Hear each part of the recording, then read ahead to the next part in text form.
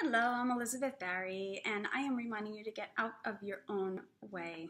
I'm an executive business coach with a little bit of a marketing flair. My focus is vulnerability and going beyond ego. My brand is called Beyond Ego. I just wrote a book called The Kind Communicator, and I'm having such a wonderful, beautiful time connecting with individuals and leaders and CEOs and employees and just people across the United States at colleges and universities, corporations, events, women's events, talking about the topic of soft skills and clearer communication and just helping people understand the ways that they can communicate better, because every breakdown is a breakdown in communication.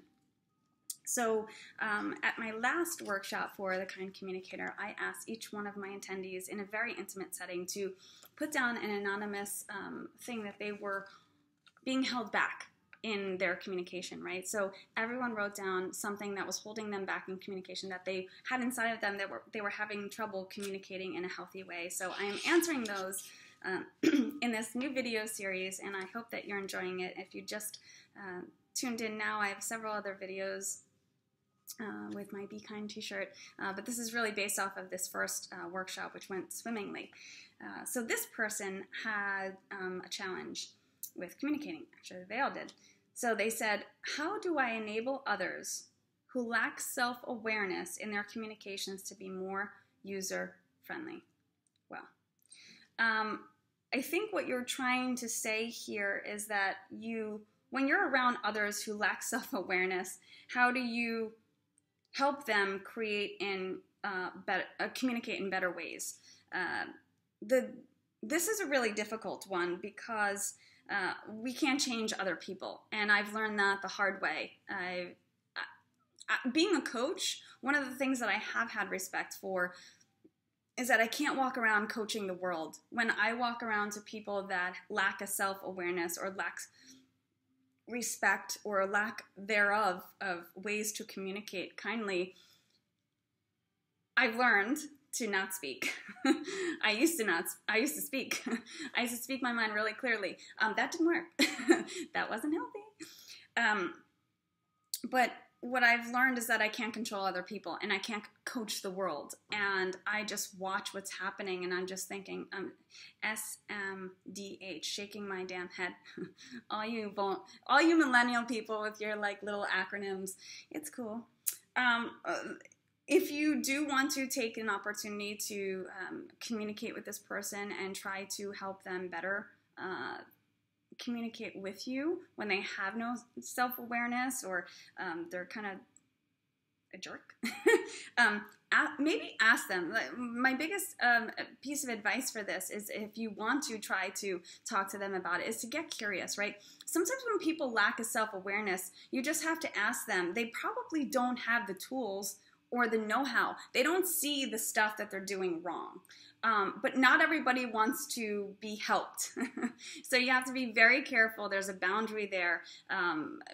If you do go up to this person, they might put up a wall.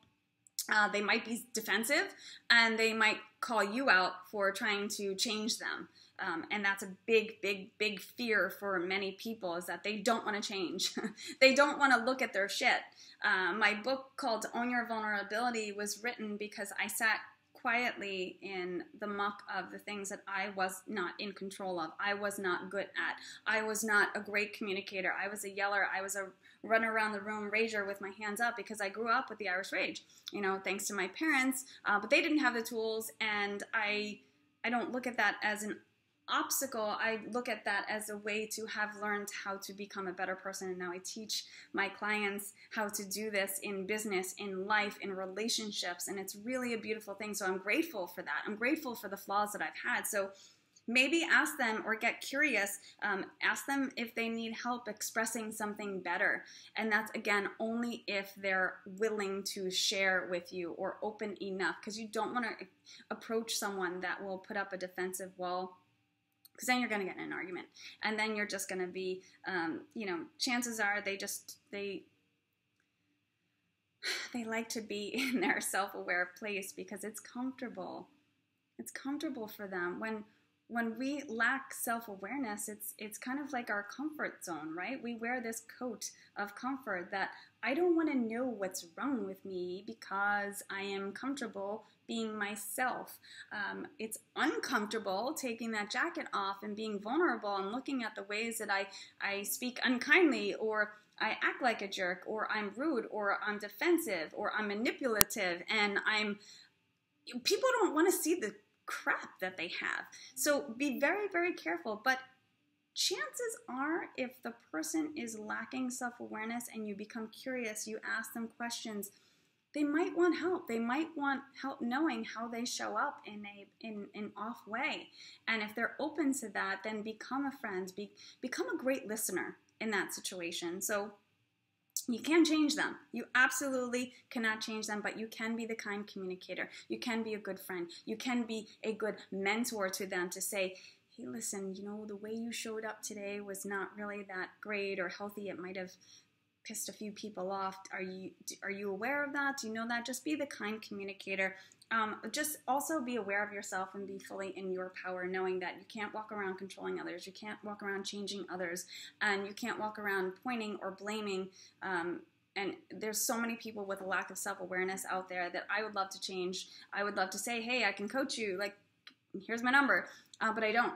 Because quite often people don't want to look at that stuff. And the people that actually pick up the phone and call me and say, Elizabeth, I want to change, I want to do these things, those are the people that I want to work with because they're humble enough, they're healthy enough to say, I have stuff that I've carried around in my imaginary backpack for years, based on society, based on the way I grew up, based on my bad habits, my patterns, based on the way that my wife tells me that I'm bad at these things, or my boss tells me, or all the things that we've kind of put in our backpacks, we kind of have to empty them out. So be really fully in your presence, and maybe just create healthy boundaries, staying away from people that lack self-awareness. If they are in your relationship, then maybe bring up the idea of coaching or consulting or something like that. But be curious and be kind, because chances are they might want the help to learn how they're not effectively saying or approaching situations in a healthy way, because we were not taught this as kids. I hope this helps. I hope that you stand fully in your power, and when you're around people that are lacking self-awareness, that you just kind of take a step back and you just be you. Don't try to help the world, because we can't really do that. But the best thing we could do is reach out a hand, a heart, a hug, and to be kind and curious. Have a good day.